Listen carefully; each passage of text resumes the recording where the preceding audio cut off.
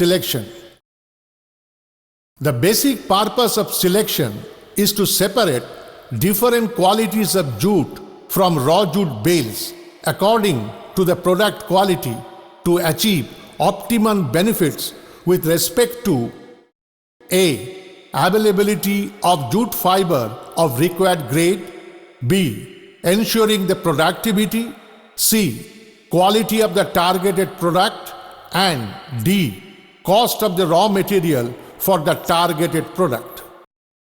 Let us have some basic information about the jute fiber at the beginning. Jute is a natural cellulosic fiber being obtained from the stem of the jute plant and hence falls under the category of bast fibers.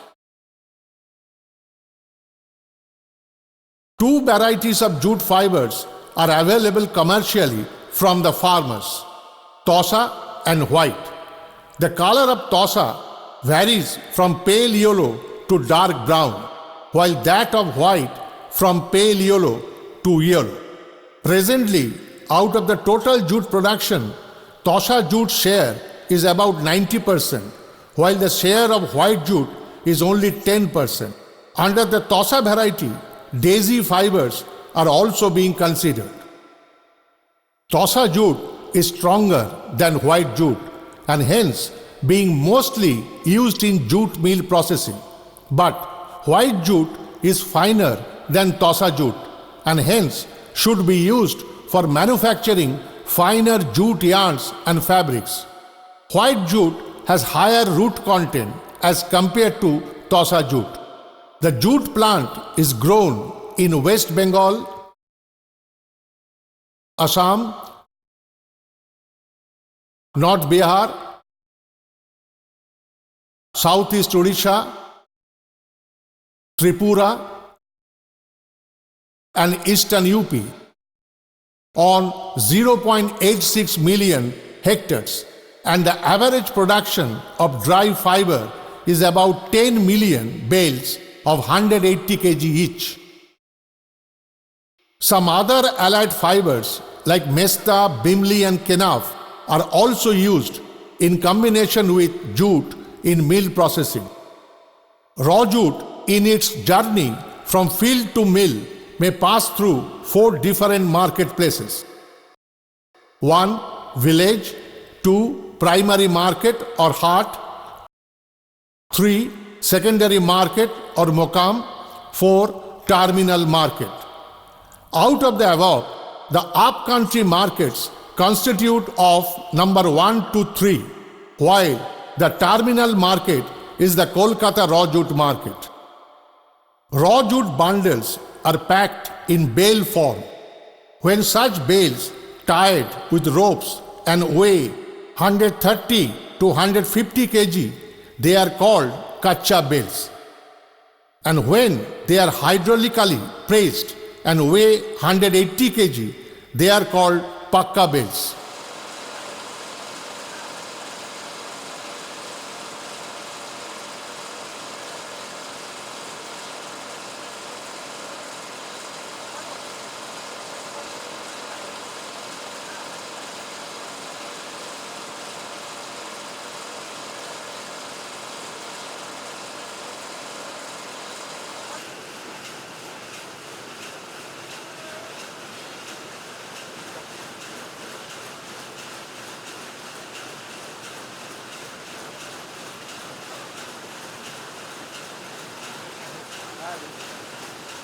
A truck loaded with jute bales from the supplier is arriving in the jute mill.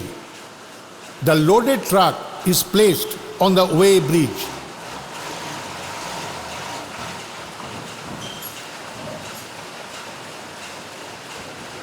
And the total weight is taken.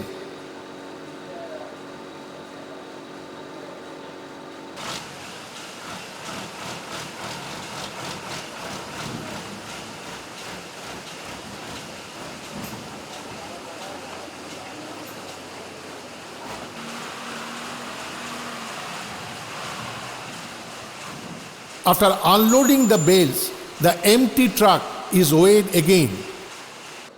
If the challan for this consignment shows a different weight value, then this mismatch is settled between buyer and supplier. Two bales from the supplied consignment are taken for inspection of the quality of jute supplied and its moisture, a process called claim inspection.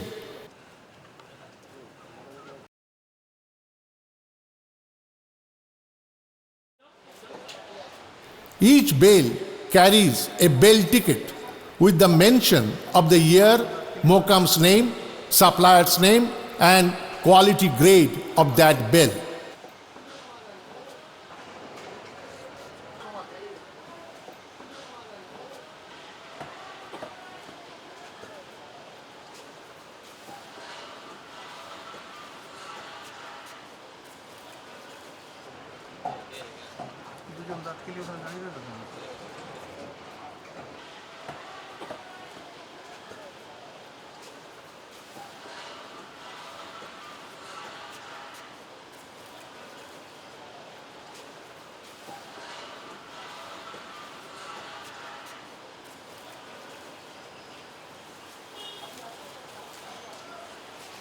We are observing a process of inspection by a senior mill officer to assess by hand and eye method the quality of jute supply and also its moisture using a moisture meter.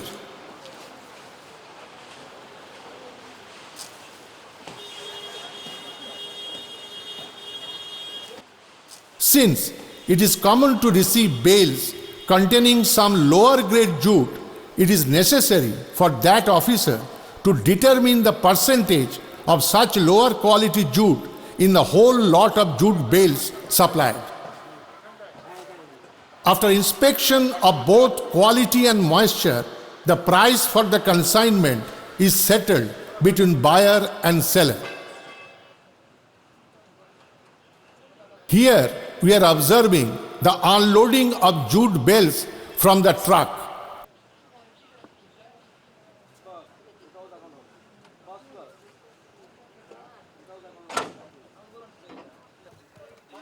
And the manual stacking of the bales in jute mill godown.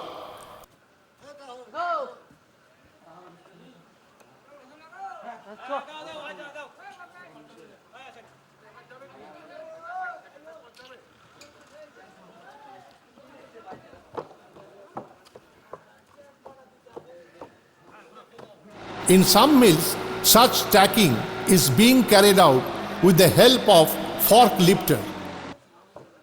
Here also, the moisture in the fiber is determined using a moisture meter. Let us now understand the jute grading scheme as per the specification IS 271 of 1975 formulated by Bureau of Indian Standards.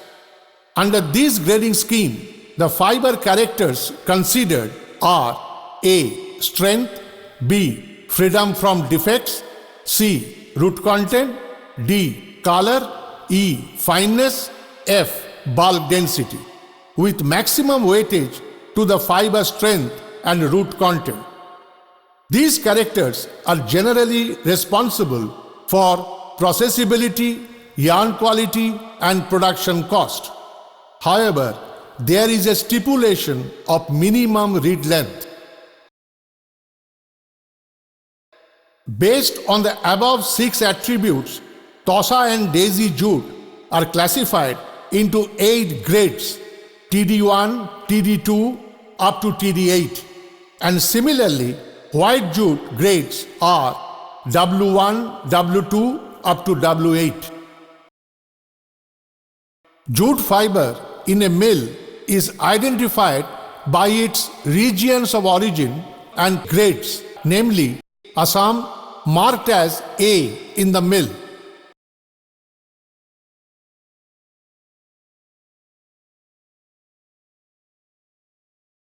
Northern marked as N,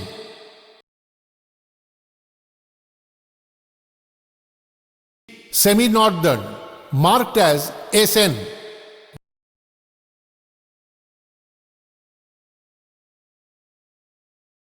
South Bengal, marked as ASB. Bangladeshi.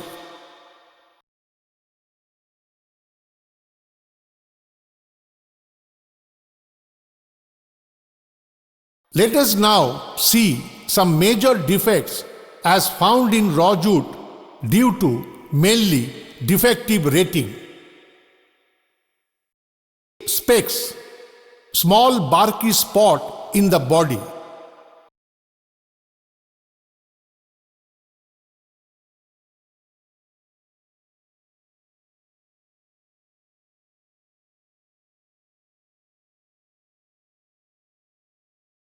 Croppy, jute reed's top end is rough and hard.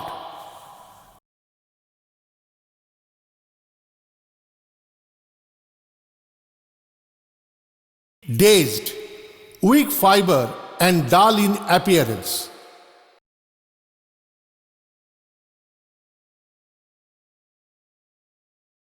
Runner, hard barky region running from lower end to middle portion. Hunka, hard barky fiber found throughout the reed length.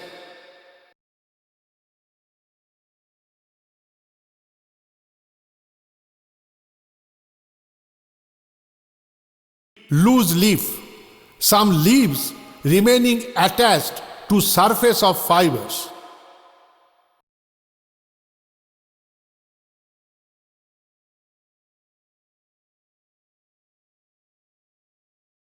Let us now understand the process of selection. The objectives of selection are: A. Segregation of inferior, moderate and higher quality of fibers from graded bells. B. Preparation of suitable fiber bundle size called mora from bigger bundles in bells. C. To maintain uniformity in mora weight for regular or uniform feeding at spreader or card, as the case may be. D. To identify the cost-effective batch for best possible input-output ratio. We are observing at the selection stage that each bundle is taken out from the bale and the dry root is cut out by a chopper, then hackled and then given for selection. Now we are observing the operations of the root cutter. Opening of the bales by cutting ropes, keeping the bale tickets and ropes and habi-jabi near the bale.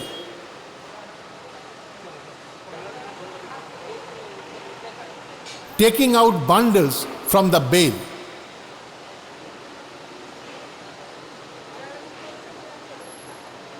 Identifying the root portion and chopping of the root.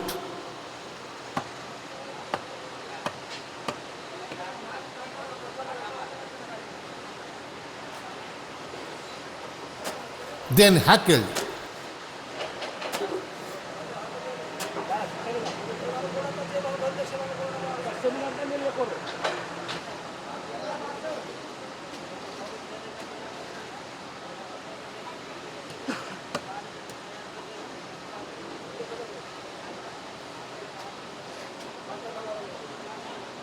Now we are observing the operations of the selector. Spreading of the root end of the mora on the floor.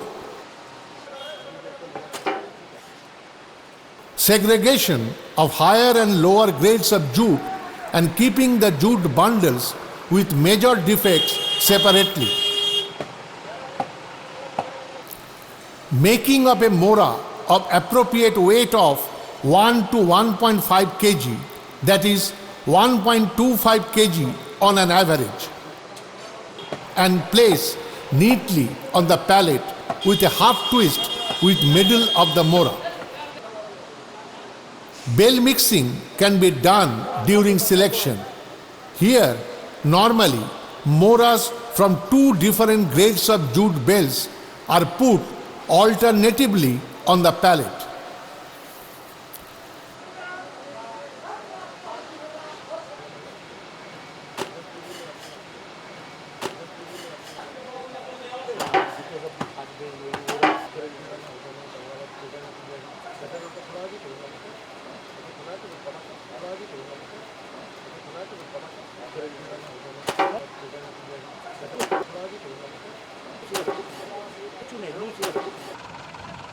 After the selection is over, the pallet is taken to the batching section by manually or forklift.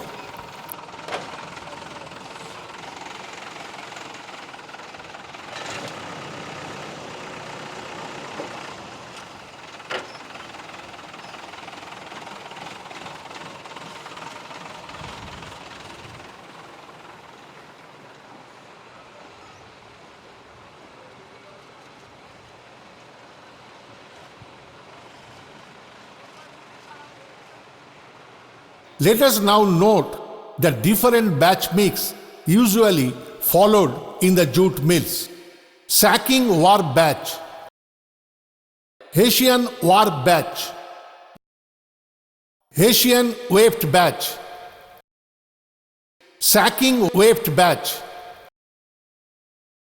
export yarn batch, etc.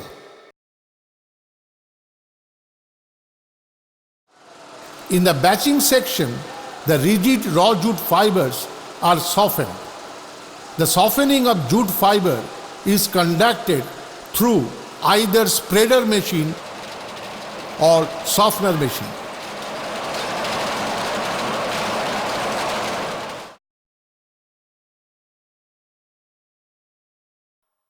The objectives of using a spreader machine are: A.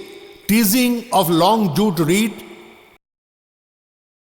B. Cleaning of impurities, C. Opening of fiber, D. Uniform application of oil in water emulsion, E. Formation of a continuous assembly of jute fiber mass of more or less uniform mass per unit length, F. Formation of pneumatically controlled fiber roll of 100 to 120 kg suitable for feeding to the breaker card. Let us now understand the working of a spreader machine. The spreader machine has three sections: A. Feed table and feed rollers, B. Slow chain with lantern rollers,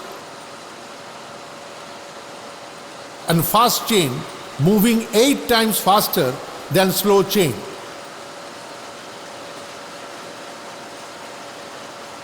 C. Delivery section with emulsion spraying and roll former with pneumatic pressure.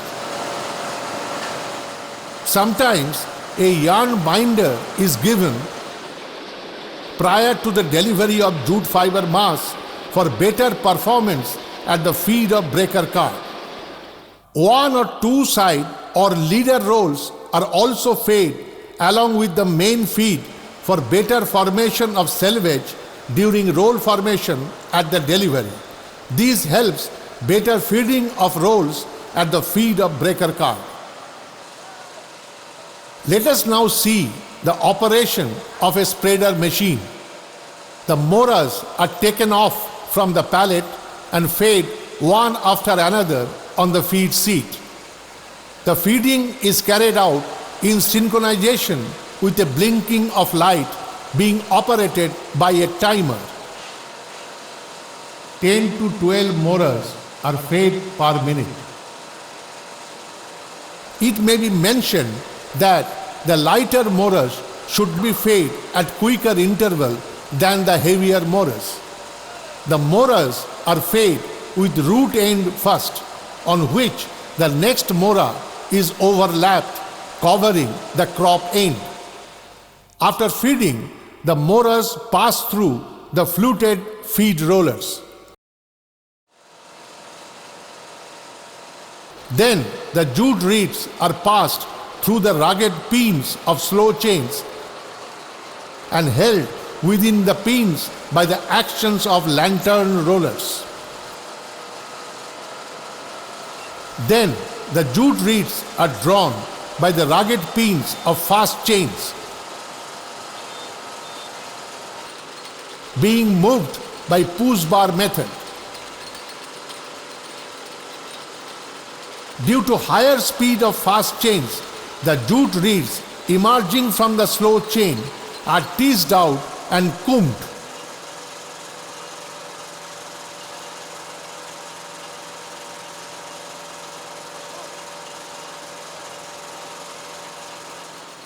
First chain track.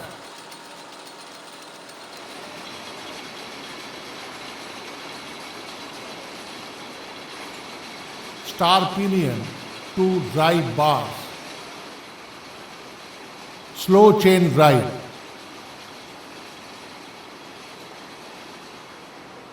Left and right hand bars. After such teasing and combing, an oil in water emulsion is sprayed on the opened fiber mass. Finally, a compressed roll of 100 to 120 kg of jute fiber mass is formed by a pneumatic pressure mechanism.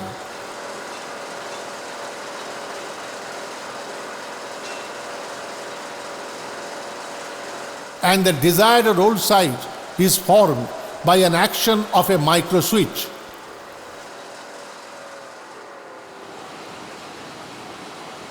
The spreader rolls are seen doffed manually.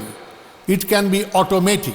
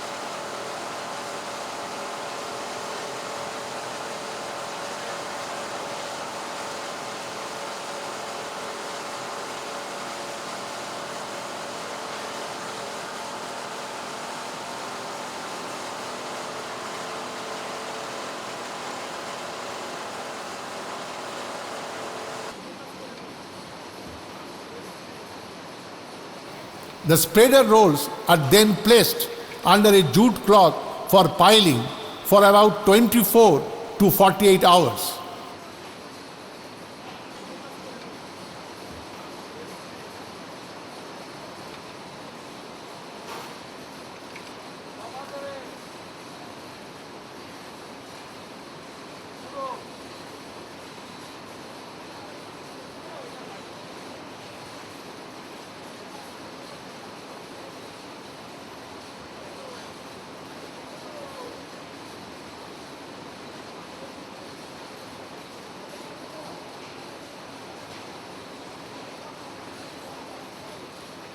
Wrong covering. right covering. It is required to place in front of the pile a board mentioning quality, date of piling, date of opening of the pile, etc. Do's and don'ts in spreader.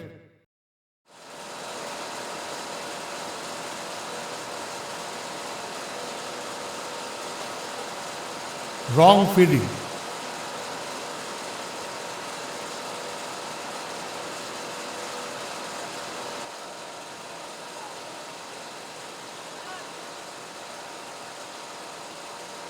Right feeding.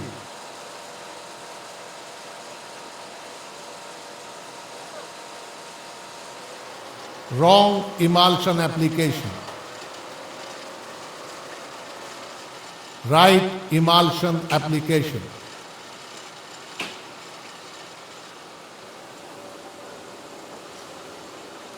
Wrong roll formation.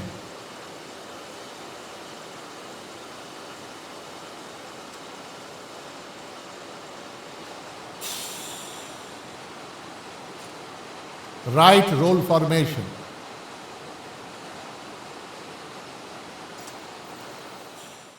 Clogging and cleaning of conductor. Clogging.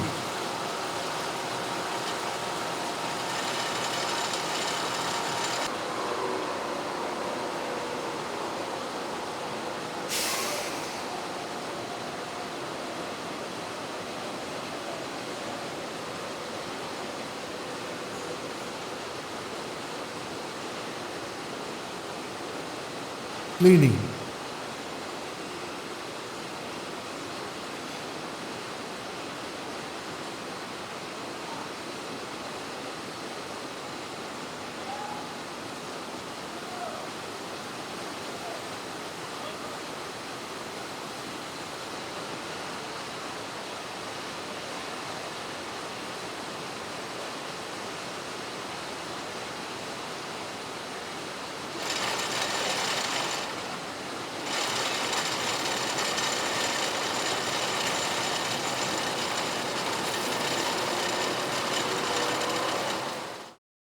Lubrication in spreader machine.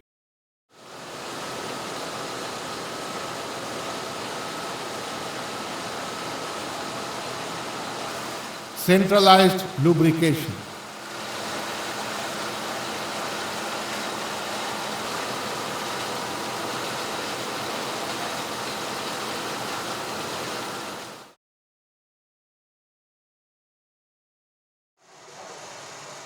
Now we are observing a softener machine. It consists of 16 to 24 pairs of spirally fluted rollers, along with one pair each of straight fluted rollers at both ends of the machine.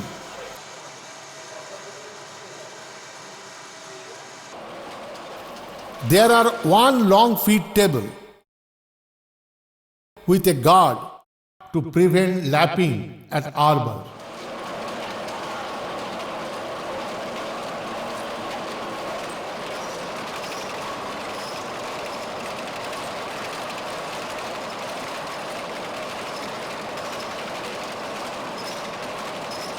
And a delivery table.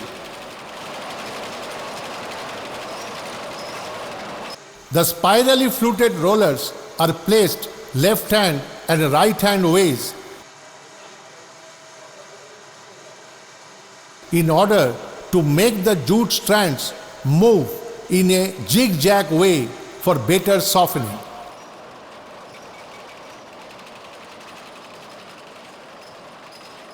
During the zigzag movements, the impurities like dirt, dust, sticks, loose leaves, etc. fall under the machine. The roller pressure is exerted by spring housing.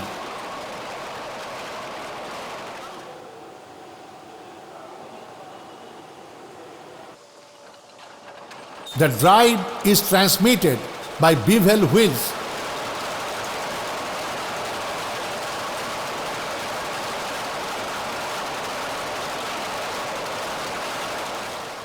which have covers with micro switch. At 1/3 position from feed side, an emulsion tray is situated. Emulsion comes in the tray from overhead storage tank and falls on the passing jute across its width by drip feed method. It has a safety guard at the feed side which activates either mechanically or electrically. Machine can be stopped either by feeder or receiver.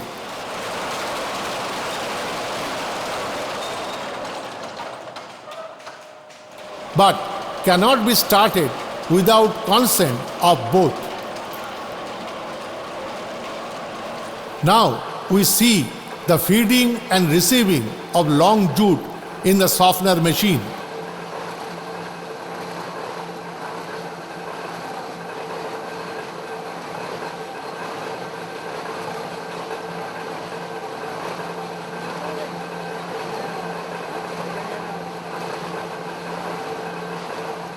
During feeding, the feeder should ensure that A. The quality marks are checked. B. Mora must be free from entanglement. C.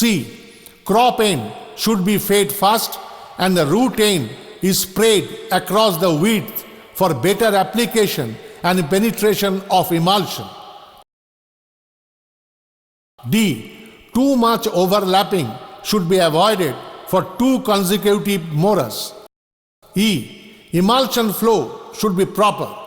Any clogging is to be cleaned. F. The jam should be attended by both feeder and receiver immediately after closing the emulsion flow.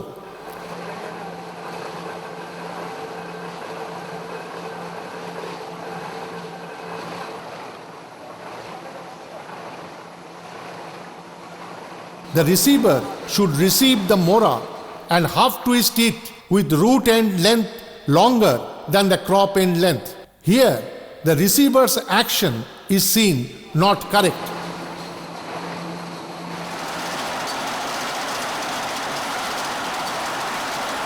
The receiver's action is seen correct here.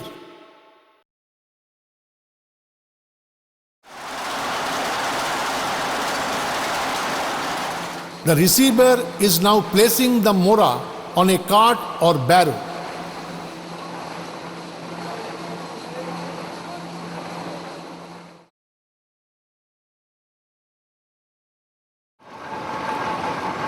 We are now observing a carting softener. Here, root cuttings are being fed on the feed table. The cuttings are treated with emulsion by drip feed method.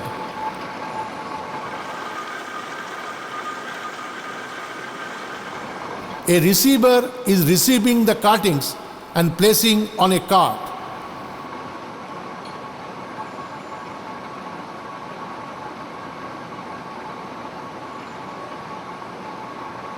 Normally, waste emulsion is applied here.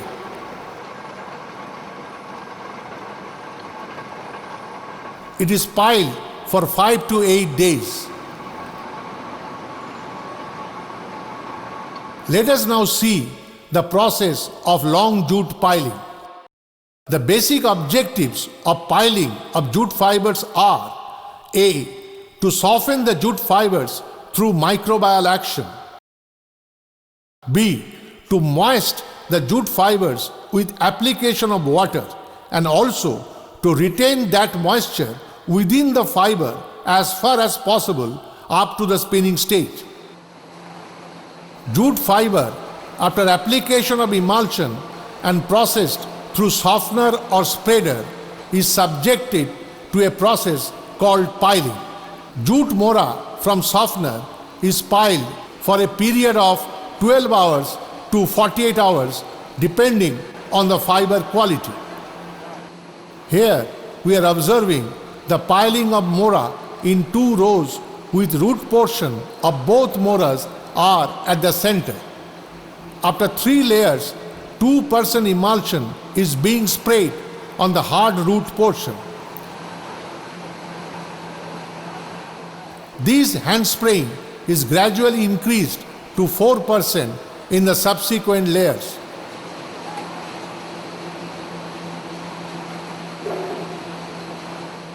Pile height has attained around 6 feet and it has been covered with a jute cloth fully. Overpiling will cause damage to the fiber, but underpiling will cause improper distribution of moisture and oil into the fiber mass, which will create problem during processing. Pile temperature around 42 degrees centigrade should be attained prior to opening of the pile. Temperature can be ascertained by hand filling. The covered pile must have pile board mentioning pile number, quality, date and shift of piling and pile opening, etc. The sorter is filling the pile temperature by hand.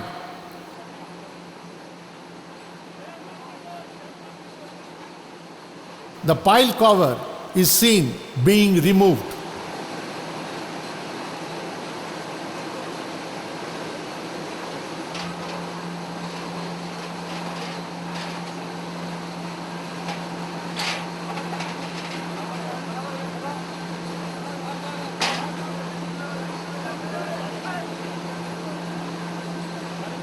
The pile is being opened and the jute is being taken to the knife line for hand feeding to breaker card.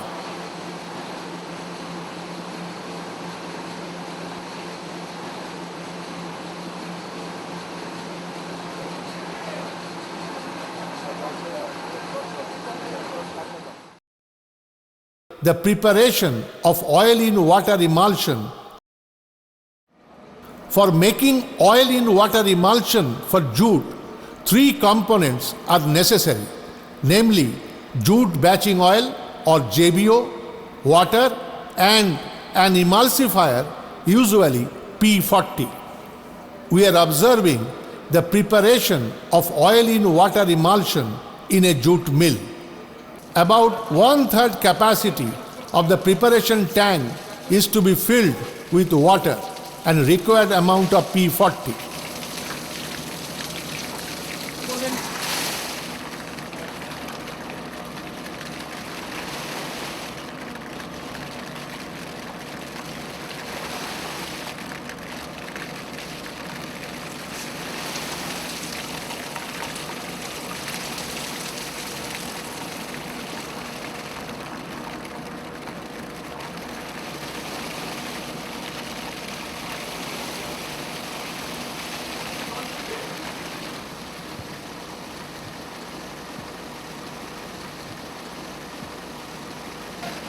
The required amount of JBO is slowly added with continued stirring or pumping circulation or both to get a good emulsion.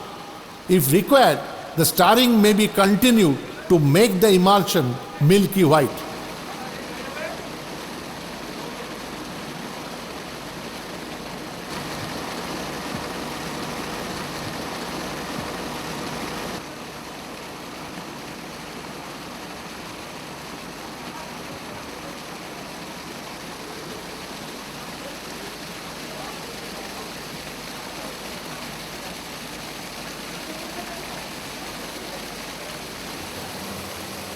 If required, the stirring may be continued to make the emulsion milky white.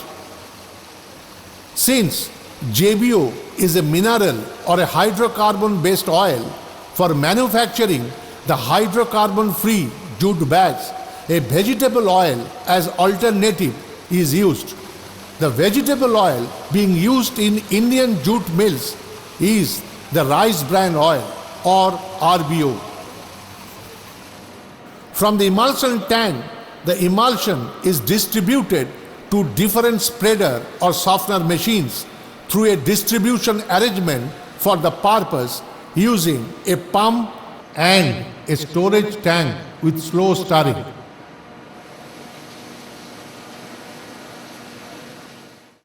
Let us now understand the basic principle followed to prepare a stable emulsion. Oil is added to water. These two are immiscible liquids. Due to stirring, the oil breaks into droplets and gets dispersed within water. But on settling, the oil droplets get separated from the water and the emulsion is found to be unstable. When an emulsifier is added in the mixture of oil and water, after stirring, the emulsifier forms an interface between the water molecules and the oil droplets.